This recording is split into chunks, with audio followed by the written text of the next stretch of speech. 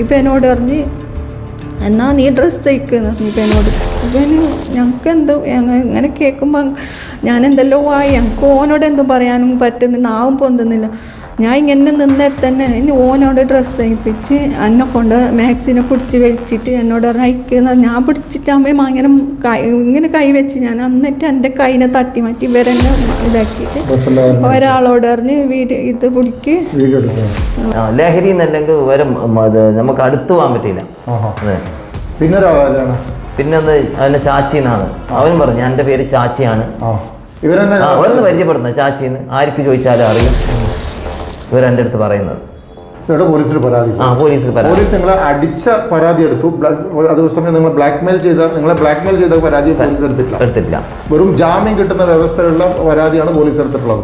Only 5 minute ട്രോളിക്കോ നേരം വെളുക്കുന്നവരെ ട്രോളിക്കാൻ പറയും. ഞാൻ അർജന്റ് തിരുവനന്തപുരം എത്തണം, അവന്റെ ട്രെയിനിലാണ്. നമസ്കാരം. കഴിഞ്ഞ ദിവസം കാസർഗോഡ് ജില്ലയിലെ പൂച്ചക്കാട് പ്രദേശത്ത് ഒരു ബേക്കറിക്ക് മുമ്പിലായി 3 യുവാക്കൾ എത്തുന്നു. യുവാക്കളുടെ ബാഗിലുണ്ടായിരുന്ന കത്തിയെടുത്ത് വീശുകയും പ്രദേശത്തെ ഭീതി പരത്തുകയും ഇവർ ചെയ്തു. തുടർന്ന് നാട്ടുകാർ സംഘടിച്ചപ്പോൾ ഇവർ പ്രദേശത്ത് നിന്ന് രക്ഷപ്പെടുകയും കാഞ്ഞങ്ങാട് റെയിൽവേ സ്റ്റേഷനിലെത്തുകയും ചെയ്തു. നാട്ടുകാർ നൽകിയ നിർദ്ദേശത്തെ തുടർന്ന് ഹോസ്ദുർഗ പോലീസ് കാഞ്ഞങ്ങാട് റെയിൽവേ സ്റ്റേഷനിൽ നിന്നും ഇവരെ കസ്റ്റഡിയിലെടുക്കുന്നു. പോലീസ് സ്റ്റേഷനിലെത്തിയപ്പോൾ ആംസ് ആക്ട് പ്രകാരം കേസെടുക്കാനുള്ള വകുപ്പ് ഇവരുടെ കയ്യിലുണ്ടായിരുന്ന കത്തിയിലില്ല. അതായത് 9 ഇഞ്ച് നീളവും 4 ഇഞ്ച് വീതിയും ഉണ്ടെങ്കിൽ മാത്രമേ ആംസ് ആക്ട് പ്രകാരം ഒരു കേസെടുക്കാൻ സാധിക്കൂ എന്നാണ് പോലീസ് പറയുന്നത്. തുടർന്ന് 151 പ്രകാരം കേസെടുത്ത് ഇവരെ പോലീസ് സ്റ്റേഷനിൽ നിന്നും 10-20 മിനിറ്റിനകത്ത് പറഞ്ഞു വിടുകയും ചെയ്തു.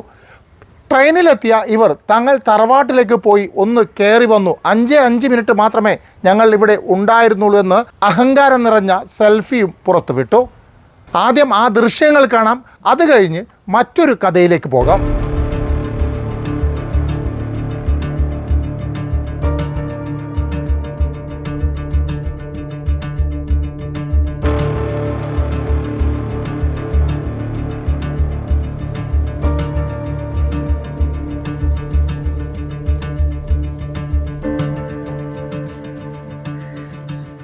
ഓൺലി 5 മിനിറ്റ് 5 മിനിറ്റ് ട്രോളിക്കോ നേരം വെളുക്കുന്നവരെ ട്രോളിക്കാൻ പറയും. ഞാൻ അർജന്റ് തിരുവനന്തപുരം എത്തണം, അവന്റെ ട്രെയിനിലാണ്. സമയം ലേറ്റ് ആയി പോകും. അർജന്റ് ഒരു കാര്യമുണ്ട്, ലോക്കലിൽ ഇടപെടേണ്ട സമയമല്ല. അതുകൊണ്ട് ഞാൻ പെട്ടെന്ന് തെറിക്കുന്നത്. 5 മിനിറ്റ് തറവാട്ടില് ട്രോളാൻ പറയും. നേരം വെളുക്കുന്നവർ ട്രോളിക്കോ എൻജോയ് ആക്കാൻ പറയും ട്രോളാക്കിയിട്ട്. ഇപ്പോൾ നിങ്ങൾ കേട്ട ഈ വാർത്ത ഇനി വരാൻ പോകുന്ന ഒരു വാർത്തയുമായി വലിയ ബന്ധമുള്ളതാണ്. ആ വാർത്തയുമായി ബന്ധപ്പെട്ട ഒരു അഭിമുഖമാണ് നിങ്ങളുടെ മുന്നിലേക്ക് ഞങ്ങൾ എത്തിക്കുന്നത്. മനസ്സ് മരവിപ്പിക്കുന്ന അങ്ങേയറ്റം പൈശാചികമായ വീടതിക്രമിച്ച് കയറി ഒരു മാതാവിനെയും ഒരു നാട്ടിലെ ഒരു സാധാരണക്കാരനായ കച്ചവടക്കാരനെയും അങ്ങേയറ്റം ഹീനമായ രീതിയിൽ ആക്രമിക്കുകയും അവരെ നിർബന്ധപൂർവം നഗ്നമാക്കുകയും അത് വീഡിയോ ചിത്രീകരിക്കുകയും പണത്തിനായി ഭീഷണിപ്പെടുത്തുകയും മർദ്ദിക്കുകയും ചെയ്ത വാർത്തയാണ് നിങ്ങളുടെ മുന്നിലേക്ക് എത്തിക്കുന്നത്. ഈ ഹീനകരമായ കുറ്റകൃത്യത്തിന് വിധേയമായ 3 പേരും ഇന്ന് നമ്മോടൊപ്പമുണ്ട്. ആദ്യം ഇരയായ മാതാവിനോട് തന്നെ വിവരങ്ങൾ ചോദിച്ച് മനസ്സിലാക്കാം.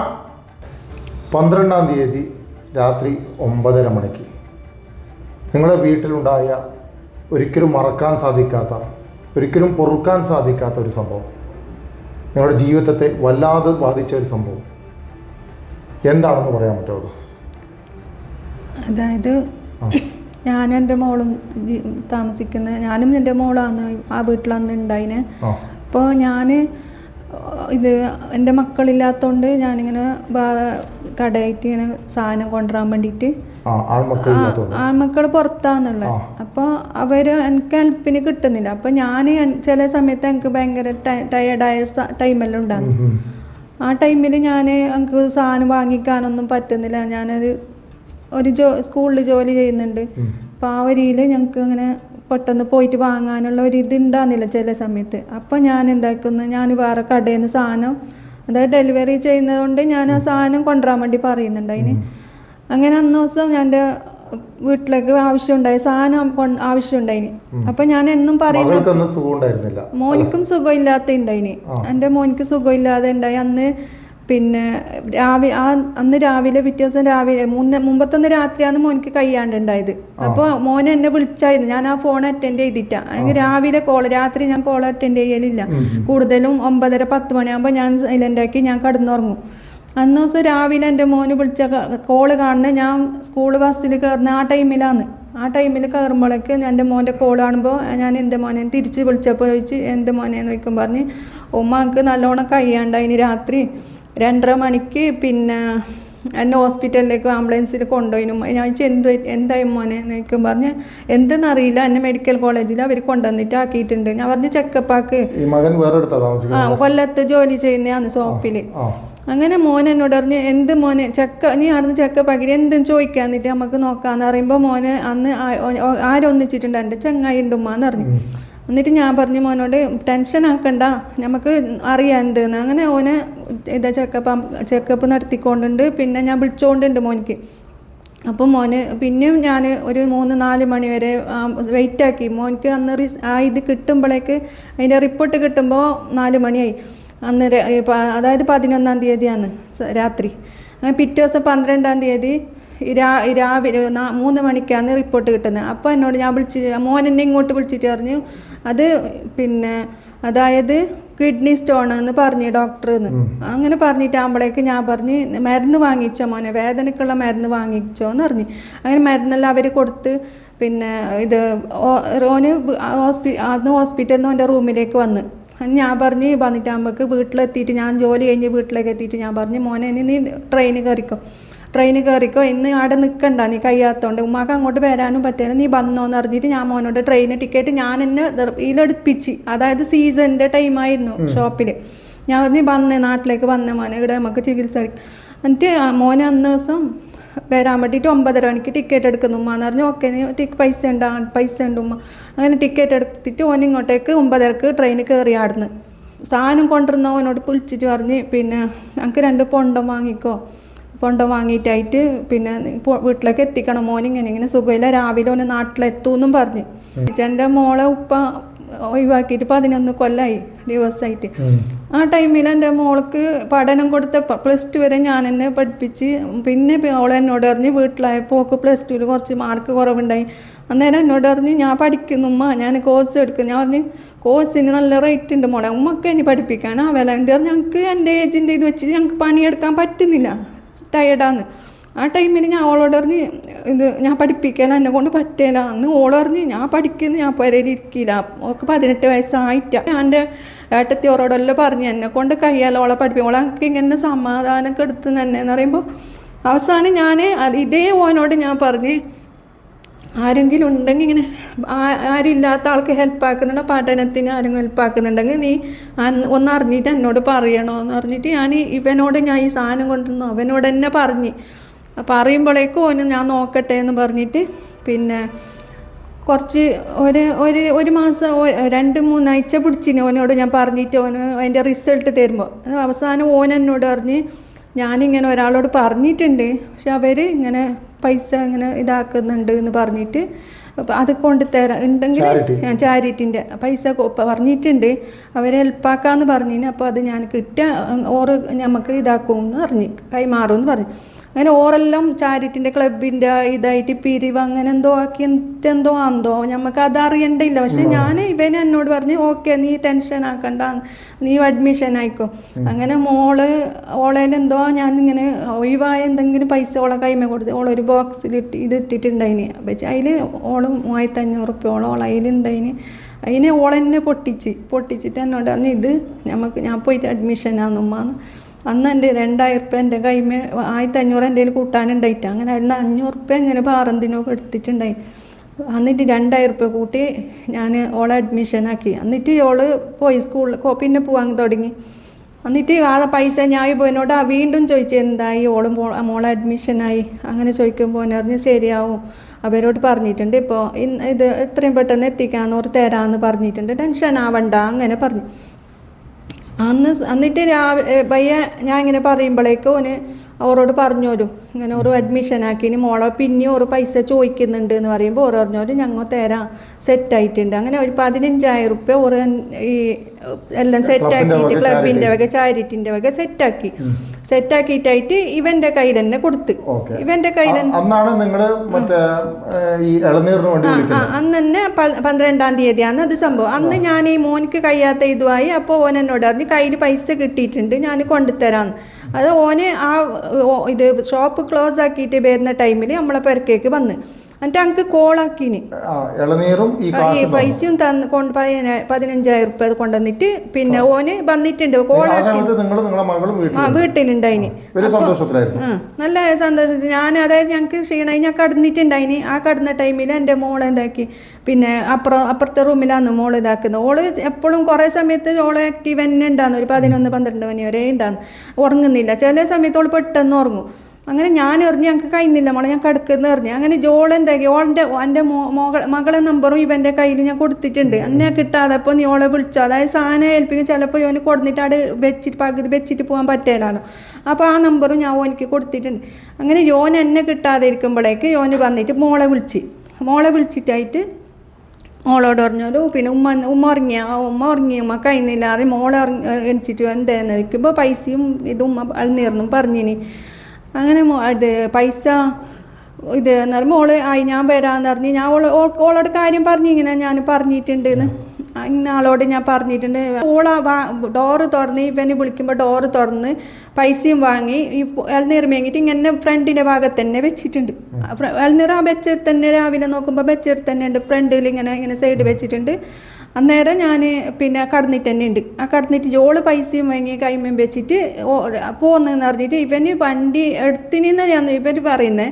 വണ്ടി വന്നിട്ട് ഈ സാധനം കൊടുത്തിട്ട് വണ്ടി എടുത്തിനെന്നാന്ന് പറയുന്നത്. എടുക്കുന്ന സമയത്ത് വേറെ ആരോ 2 ആൾക്കാർ വന്നിട്ട് ഇവനെ അവിടുന്ന് പിടിച്ചിട്ട് അതൊന്നും നമുക്ക് സംഭവം അറിയുന്നില്ല. പിന്നെ അതായത് ഈ സംഭവം നടക്കുന്ന പറഞ്ഞാൽ ഞാൻ അറിയുന്ന ഒരു 1/2 മണിക്കൂർ 3/4 മണിക്കൂറോളം കഴിഞ്ഞിട്ടാണ് സംഭവം അറിയുന്നത്.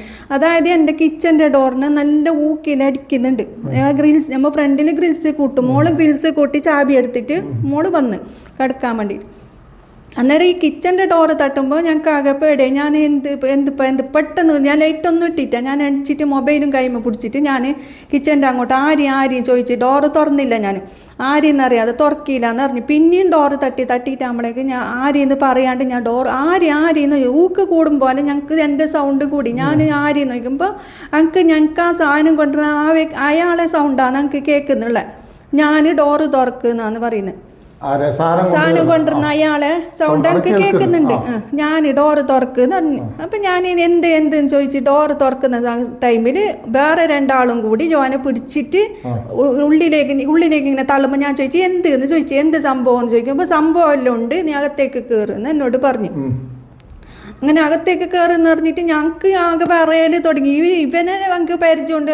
പരിചയമില്ലാത്ത 2 ആളെ ഞങ്ങൾക്ക് കാണുമ്പോൾ തന്നെ ഞാൻ പേടിച്ച് ഞാൻ ഇങ്ങനെ വറക്കാൻ തുടങ്ങി.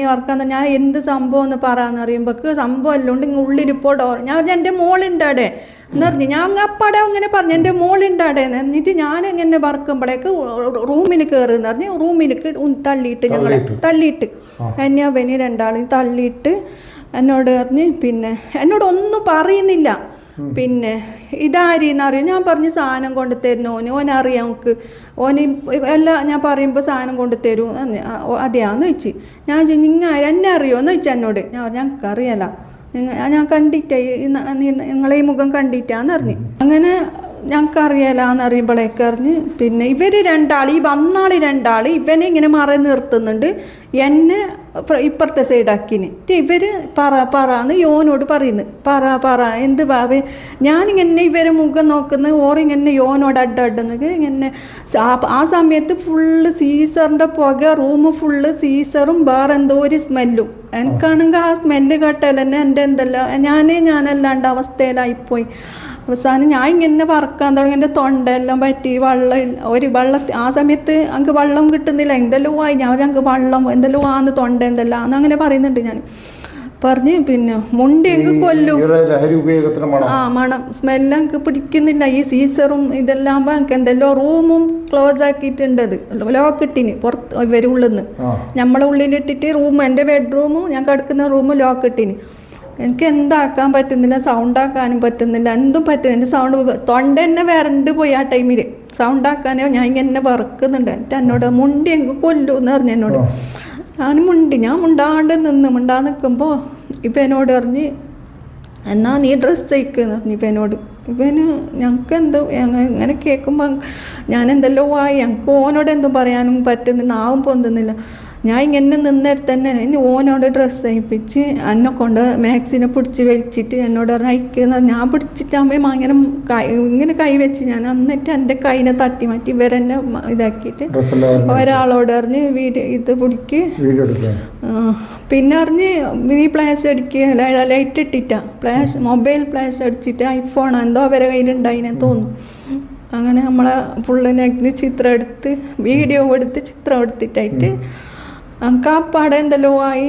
പിന്നെ എന്നോട് പറഞ്ഞു എൻ്റെ ഫോൺ നമ്പർ എത്രയാണ് ചോദിച്ചു. ഞാൻ ഫോൺ നമ്പർ കൊടുത്ത്. ഇനി നമ്മളെ ഇത് ഫുള്ള് ഇവർ പിടിച്ചെടുത്ത്. ഞാൻ ഫോൺ നമ്പറിൽ എന്തെയുള്ള ഞാൻ ഫോൺ നമ്പർ കൊടുത്ത് എൻ്റെ നമ്പർ പറഞ്ഞു കൊടുക്കുമ്പോൾക്ക് അവർ ആ ഫോണിൽ ഇതാക്കി റിങ് ആക്കുമ്പോൾക്ക് ഫോൺ റിങ് ആയില്ല. ഞാൻ സൈലൻ്റ് ആക്കിയിട്ട് ഫോണ് അപ്പുറം വെച്ചിട്ടുണ്ടായി. കടന്നെടുത്തുന്നാന്ന് ഇത് സംഭവം. ഞാൻ കടന്നിന് മാറ്റുമ്പോൾ ഫോണ് ബെഡ്ഷീറ്റിൻ്റെ അടിക്കുന്നുണ്ട്. അവരെടുത്ത് ഫോണ് തരാം പിന്നെ നിറഞ്ഞിട്ട് ഇവരെന്താക്കുന്ന അതിൻ്റെ ഇടയിൽ എന്നെ കയറി പിടിക്കാൻ വരുന്ന ഒരാൾ കൈ കൊണ്ട് ഇതാക്കിക്കൊണ്ടും ഞാൻ വിടുന്നില്ല. ഞാൻ എൻ്റെ കൈ കൊണ്ട് ഇങ്ങനെ ഇതാക്കുന്നുണ്ട്. ഇവന് മുണ്ടാതെ നിൽക്കുന്ന് പറഞ്ഞിട്ട് എന്നെ ഇത് ബലത്തിൽ അവൻ എന്നെ ഇങ്ങനെ ഇതാക്കുന്നുണ്ട്. പക്ഷെ ഞാൻ വിട്ടിട്ട ഇങ്ങനെ ഇവനോട് ഞാൻ ജസ്റ്റ് എന്ത് ചോദിക്കുമ്പോൾ ഇവൻ എന്തും ഉണ്ടെന്ന്. ഇവൻ അതിനേക്കാളും പറയല്ലോ ഇവനുണ്ട്. അവർക്ക് അങ്ങനത്തെ ഇതൊന്നും ഇല്ല, നല്ല ഒരാളാന്ന് ഈ പറയുന്ന വ്യക്തി. എൻ്റെ 1 മിനിറ്റ് ഞങ്ങൾ ഇപ്പം വരാന്ന് പറഞ്ഞ് ഇവനും കൂട്ടിയിട്ട് അവർ പുറത്ത് പോയിട്ടായിട്ട് പുറത്തുനിന്ന് എന്താക്കിയെന്നറിയില്ല. അന്ന് ഞാൻ വിചാരിച്ചു ഇത് ഈ ശല്യം ഒഴിവായാന്തോ. ബാക്കി നിങ്ങളെ പൂർണ്ണമായി വീഡിയോ എടുത്ത് ഫോട്ടോ എടുത്ത് മൊബൈൽ എടുത്ത് ഇങ്ങനെ ചിലർക്കെങ്കിലും ഈ മലയാളം മനസ്സിലാക്കാൻ സാധിക്കുന്നില്ല. കാസർഗോഡ് തന്നതായ ഭാഷയിലാണ്. അതായത് ഒരു രത്ന ചുരുക്കം ഞാൻ പറയാം. അതായത് ഒരു കട ഉടമ, ആ കട ഉടമ ഡെലിവറി ഒക്കെ ചെയ്യാറുണ്ട്. ഈ സ്ത്രീയുടെ മകന് ചില വല്ലായ്മ ഉള്ളത് കൊണ്ട് കാരണം അവരുടെ ജോലി സ്ഥലത്തു നിന്ന് തൻ്റെ വീട്ടിലേക്ക് വരുന്നതായി അറിയിക്കുന്നു. ഇതിൻ്റെ അടിസ്ഥാനത്തിൽ ഇവർ ഒരു സ്വകാര്യ സ്കൂളിൽ ജോലി ചെയ്യുന്ന ഒരു സ്ത്രീയാണ്. അതുകൊണ്ട് തന്നെ വൈകുന്നേരം ആയതുകൊണ്ട് കടയിൽ പോകാൻ സാധിച്ചില്ല. ഡെലിവറിക്കായി അവരുടെ 3 ഇളനീറിനും ആവശ്യപ്പെടുന്നു. അതേസമയത്ത് മകളുടെ പഠിപ്പിനാവശ്യമായ ചില സഹായം ആ പ്രദേശത്തെ ക്ലബ്ബ് നൽകാൻ മുന്നോട്ട് വന്നിരുന്ന സമയമാണ്. ഈ കാശും ഇദ്ദേഹത്തിൻ്റെ കയ്യിൽ തന്നെയാണ് ഉണ്ടായിരുന്നത്. ഈ കാശും 3 ഇളനീറുമായി വൈകുന്നേരം കട അടിച്ചതിന് ശേഷം ഇദ്ദേഹത്തിൻ്റെ വീട്ടിൽ കൊണ്ടുവയ്ക്കും. ആ സമയത്ത് പ്രസ്തുത സമയത്ത് സ്ത്രീ ഉറങ്ങുകയും ചെയ്യായിരുന്നു. ഇതോടെ മകൾ എത്തുകയും ഈ കാശ് സ്വീകരിക്കുകയും ചെയ്തു. ഇവർ തിരിച്ചു പോകുന്ന സമയത്ത് ഈ പറയുന്ന മനുഷ്യൻ, അതായത് കട ഉടമയെ 2 പേര് പിടിച്ച് ബന്ദിയാക്കുകയും തുടർന്ന് ഇവരുടെ വീട്ടിലേക്ക് തള്ളിക്കയറ്റുകയും തുടർന്ന് ഇവരെ ഭയപ്പെടുത്തി റൂമിൻ്റെ അകത്തേക്ക് തള്ളുകയും അവിടെ നിന്ന് ഇവരെ ഭീഷണിപ്പെടുത്തി നഗ്നമാക്കുകയും വീഡിയോ എടുക്കുകയും ചിത്രങ്ങൾ എടുക്കുകയും ഇവരെ ഫോൺ തട്ടിയെടുക്കുകയും ചെയ്തിട്ടുണ്ട്. 2 പേരാണ് ഇത് ചെയ്തിട്ടുള്ളത്. ഇതാണ് ഇതിൻ്റെ അല്ലേ? ഓക്കെ. എന്നിട്ട് ഇവരെന്തൊക്കെ നിങ്ങൾ ഫോൺ എടുത്തിട്ട് ഇവനും കൊണ്ട് ഇവർ പോയി എന്നോട് പറഞ്ഞ് ഞാൻ ഫോണ് തരാൻ വരും, പിന്നെ ഞങ്ങൾ വരും, വീണ്ടും വരും എന്ന് പറഞ്ഞ്. ആ വരുമ്പോക്ക് ഞാൻ പിന്നെ വീണ്ടും വരും എന്ന് പറഞ്ഞ് ഇവനും കൊണ്ടുപോയി. ഇതിനിടയിൽ ഈ മകൾ നിങ്ങളെ വീട്ടിലുണ്ടല്ലോ, അവൾക്ക് ഈ സംഭവം അറിയുന്നില്ലേ? മോൾക്കറിഞ്ഞ് സൗണ്ട് കേട്ട് മോള് പറയുന്നുണ്ട് എന്തോ സീസറിന്റെ സ്മെല്ല് നമുക്ക് വന്നിനിന്ന് പറഞ്ഞിട്ട് മോള് കാണിച്ചിട്ട് വന്നിട്ടായിട്ട് എന്ത് സംഭവം. ഇപ്പൊ ഓളെ നേരത്തെ പോകുമ്പോ ഓള് തട്ടി മാറ്റിയിട്ട് വീണ്ടും റൂമിന്റെ ഉള്ളിലേക്ക് ഓടി. ഉമ്മ വിവരങ്ങളൊക്കെ പറഞ്ഞു. അപ്പോൾ സംഭവം വളരെ ഗുരുതരമാണ്, പൈശാചികമാണ്, നടക്കാൻ പാടില്ലാത്തൊരു സംഭവമാണ് തൻ്റെ വീട്ടിൽ നടന്നത്. അപ്പോൾ ആ സംഭവം നടക്കുന്ന സമയത്ത് മോള് ആ വീട്ടിലുണ്ടായിരുന്നു. ഈ ശബ്ദങ്ങളൊക്കെ കേട്ടിരുന്നോ? എന്തായിരുന്നു അന്ന് കേട്ടത്? എന്തായിരുന്നു മോൾ അനുഭവം? അന്ന് ഞാൻ ഓണപരിപാടി കഴിഞ്ഞിട്ട് വന്നതായിരുന്നു.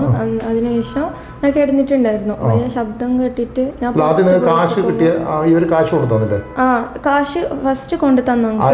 ഈ കടക്കാരൻ കൊണ്ടു തന്നു. അതിനുശേഷം ഞാൻ പോയി കാശിന്റെ കൂടെ വേറെന്തുണ്ടായിരുന്നു? ഒരു അതെന്റെ കഴിയാത്തോണ്ട് പൊണ്ടം സാധനം എല്ലാം നേരെ കൊണ്ടുവന്നിട്ടുണ്ടായിരുന്നു. അതും ഞാൻ ഉള്ളിൽ വെച്ചിട്ട് ഞാൻ കിടന്നു. അതിനുശേഷം പിന്നെ വന്നിട്ട് ഡോറിലേക്ക് നല്ല മുട്ടി. അത് ഉമ്മ എന്നോട് പറഞ്ഞതാണ്. ഇല്ല, അത് ഞാൻ കേൾക്കുന്നില്ല, കാരണം റൂമിന്റെ ഫാനിന്റെ ശബ്ദത്തിൽ നമുക്കത് കേട്ടിട്ടില്ല.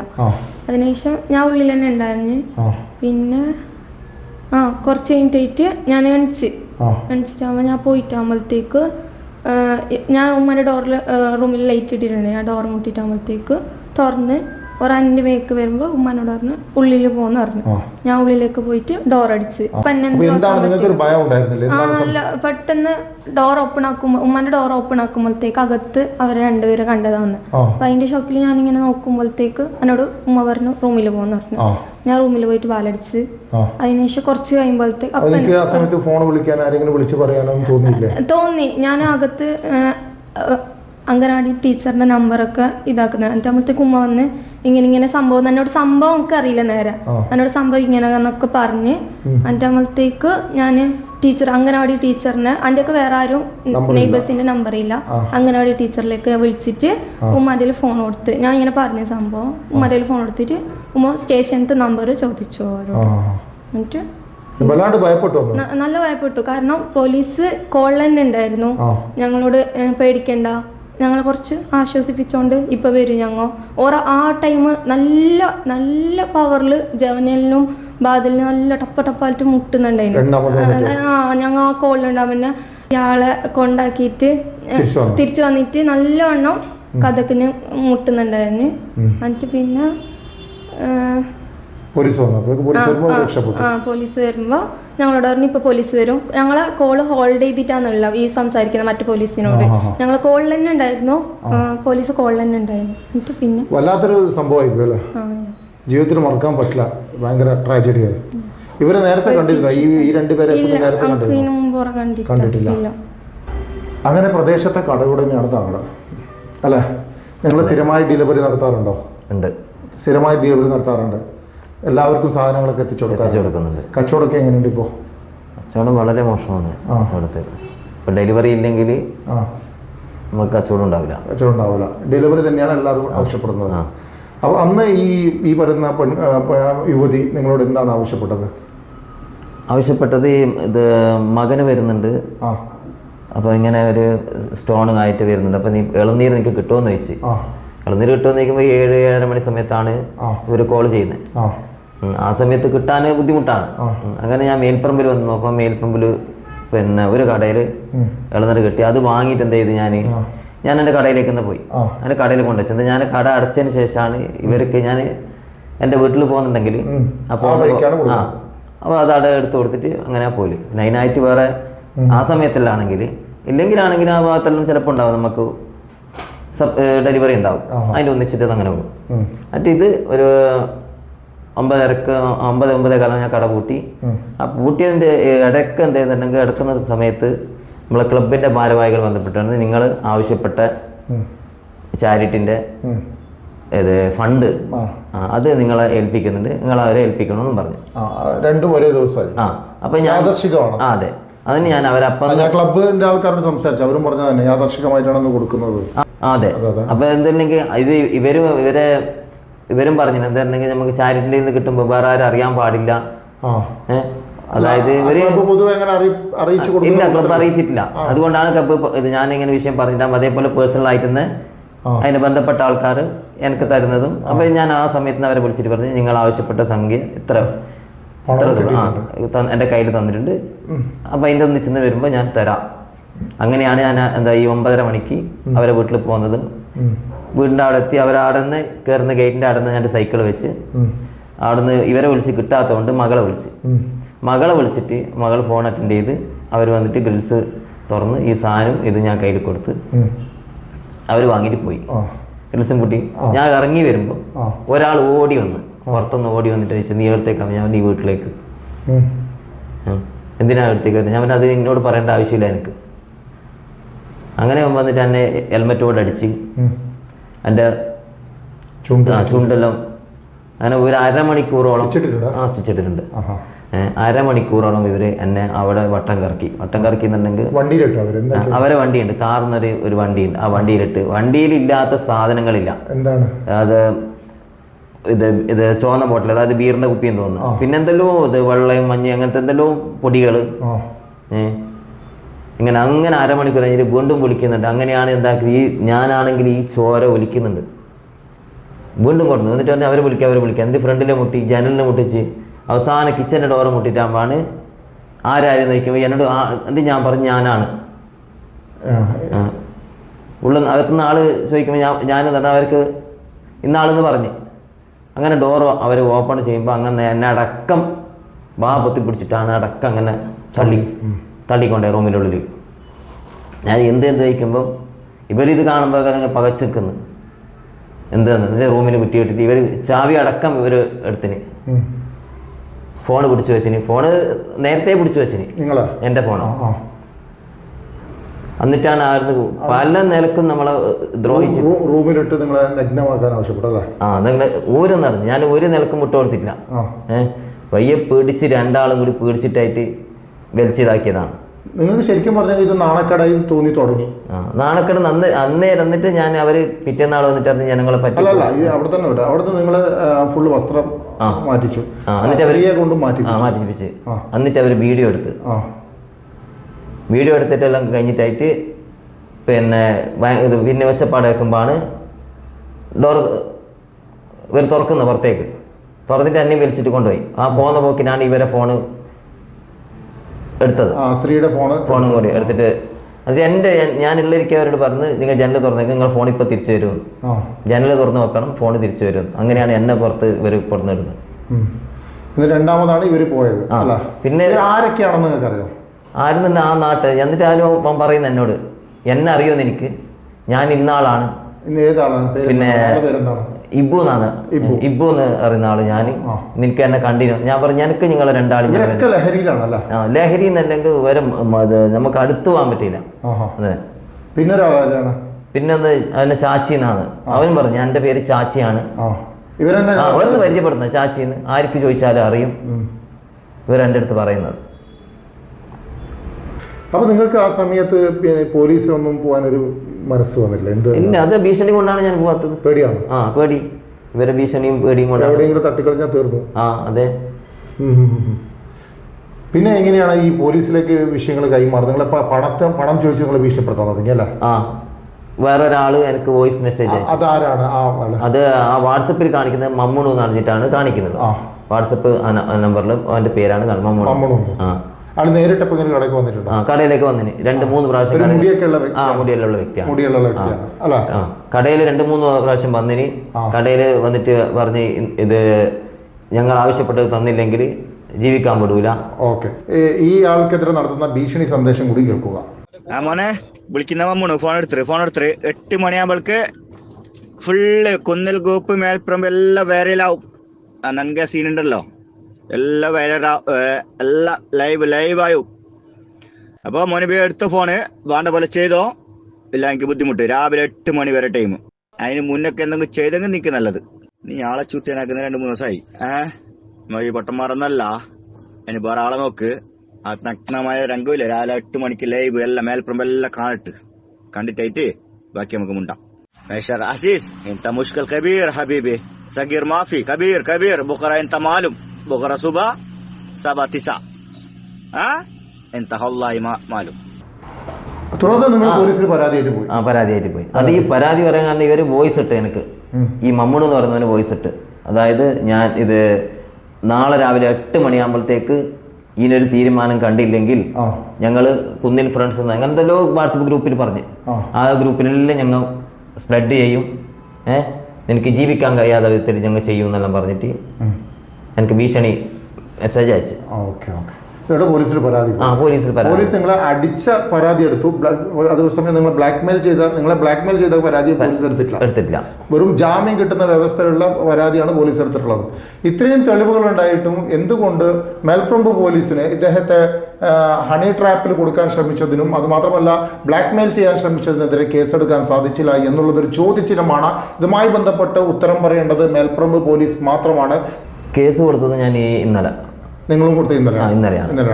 അപ്പൊ ജാമ്യം കിട്ടുന്ന വ്യവസ്ഥയിലാണ്. കാരണം ഇത്രയും ക്രൂരമായി അടിച്ചിട്ടുണ്ട്, ഇത്രയും ക്രൂരമായ തെളിവുകളുണ്ട്, അവരുടെ സംഭാഷണങ്ങളുണ്ട്. ഇതൊക്കെ പരിഗണിച്ച് നിങ്ങൾക്ക് ഏറ്റവും ഉചിതമായ ഒരു വകുപ്പുകൾ തന്നെ അതിൽ ചേർക്കാമായിരുന്നു. എന്തായാലും രണ്ടുപേരുടെയും പരാതി പോലീസ് സ്വീകരിച്ചു എന്ന് മനസ്സിലാക്കിയ പ്രതികൾ അന്ന് രാത്രി ഈ നാട്ടിൽ നിന്നും ഒളിച്ചു കടക്കാൻ തീരുമാനിക്കുന്നു. തുടർന്ന് ഇവർ 2 ബൈക്കുകളിലായി കാസർഗോഡ് KSDP അതായത് ചന്ദ്രഗിരി റോഡ് വഴി കാഞ്ഞങ്ങാട്ടേക്ക് സഞ്ചരിക്കുകയാണ്. കാഞ്ഞങ്ങാട് എത്തുന്നതിന് മുമ്പായി പൂച്ചക്കാട് എന്ന പ്രദേശത്ത് ഒരു ബേക്കറിക്ക് സമീപം ഇവർ വടിവാൾ ഉയർത്തിയ ഒരു ഭീകര അന്തരീക്ഷം സൃഷ്ടിക്കുന്നുണ്ട്. അതായത് നേരത്തെ പൂച്ചക്കാട്ടെ ചിലരുമായി ഒരു പള്ളിയുമായി ബന്ധപ്പെട്ട വിഷയമാണെന്നാണ് എനിക്ക് മനസ്സിലാക്കാൻ സാധിക്കുന്നത്. ഇതുമായി ബന്ധപ്പെട്ട് ആർക്കോ വേണ്ടി കൊട്ടേഷൻ ഏറ്റെടുത്തതിനാൽ ഇവർ പൂച്ചക്കാടെത്തി വടിവാൾ വീശി ഭീതി പരത്തുകയും ചെയ്തു. തുടർന്ന് ആ നാട്ടിലെ ആളുകൾ ഇതിനെതിരെ സംഘടിച്ചപ്പോൾ ഇവർ അവിടുന്ന് ഓടി കടന്നു കളയുകയും ചെയ്തു. പിന്നാലെ ഇവരെ പിടികൂടാനായി നാട്ടുകാർ പിന്നാലെ പോകുകയും ഇവർ കാഞ്ഞങ്ങാട് ഭാഗത്തേക്കാണ് സഞ്ചരിക്കുന്നതെന്ന് മനസ്സിലാക്കിയതിന്റെ അടിസ്ഥാനത്തിൽ ഹോസ്ദുർഗ പോലീസിനെ വിവരം അറിയിക്കുകയും ചെയ്തു. തുടർന്ന് ഈ പ്രതികളെ കാഞ്ഞങ്ങാട് റെയിൽവേ സ്റ്റേഷനിൽ നിന്നും ഹോസ്ദുർഗ പോലീസ് പിടികൂടുകയും ചെയ്തു. ഇവരുടെ ബാഗ് പരിശോധിച്ചപ്പോൾ കത്തിയും കണ്ടെത്തി. തുടർന്ന് ഈ 3 പ്രതികളെയും പോലീസ് സ്റ്റേഷനിലേക്ക് മാറ്റുന്നു. കത്തി പരിശോധിച്ചപ്പോൾ ആംസ് ആക്ട് പ്രകാരം കേസെടുക്കാനുള്ള വകുപ്പ് ആ കത്തിയിൽ ഉണ്ടായിരുന്നില്ല. അതായത് ഒരു കത്തിക്ക് കേസെടുക്കണമെങ്കിൽ 9 ഇഞ്ച് നീളവും 4 ഇഞ്ച് വീതിയുമുള്ള കത്തിയായിരിക്കണം ആംസ് ആക്ട് പ്രകാരം കേസെടുക്കണമെങ്കിൽ. പക്ഷേ ആ കത്തി അല്പം ചെറുതായതിനാൽ ആംസ് ആക്ട് പ്രകാരം കേസെടുത്തില്ല. പകരം സംശയ സാഹചര്യത്തിൽ കാണപ്പെടുന്ന ആളുകൾക്കെതിരെ ഉപയോഗിക്കുന്ന 151 എന്ന വകുപ്പ് പ്രയോഗിക്കുകയും ഇവരെ 5 മിനിറ്റ് കൊണ്ട് തന്നെ അല്ലെങ്കിൽ 10 മിനിറ്റ് കൊണ്ട് തന്നെ പോലീസ് സ്റ്റേഷനിൽ നിന്നും വിട്ടയക്കുകയും ചെയ്തു. എന്നാൽ ഈ പ്രതികളുമായി ബന്ധപ്പെട്ട മറ്റ് കേസുകൾ ഉണ്ടോ എന്ന് അന്വേഷിക്കാനുള്ള ഒരു പ്രാഥമികമായ ഒരു അന്വേഷണ ബുദ്ധി ആ പോലീസുകാർക്ക് ഉണ്ടായില്ലേ എന്നുള്ളത് അത്ഭുതം തന്നെയാണ്. ഒരു സ്ത്രീക്ക് നേരെ വീട്ടിൽ അതിക്രമിച്ച് കയറി ഭീഷണിപ്പെടുത്തി നഗ്നമാക്കപ്പെട്ട് അവരെ ഹണി ട്രാപ്പിൽ കൊടുക്കുമെന്ന് ഭീഷണിപ്പെടുത്തി ഈ രീതിയിലുള്ള ക്രിമിനലുകളാണ് ഇവരെന്ന് ജനങ്ങൾ ഓർക്കണം. ഇവരൊരു നാടിന് തന്നെ ഭാരമാണ്. അവരുപയോഗിക്കുന്ന താർ ജീപ്പിനകത്ത് ആ ജീപ്പ് പോലീസ് കണ്ടെത്തണം. അതിനകത്ത് ലഹരിയുടെ ഒരു കേന്ദ്രമായിരുന്നു എന്നാണ് പറയപ്പെടുന്നത്.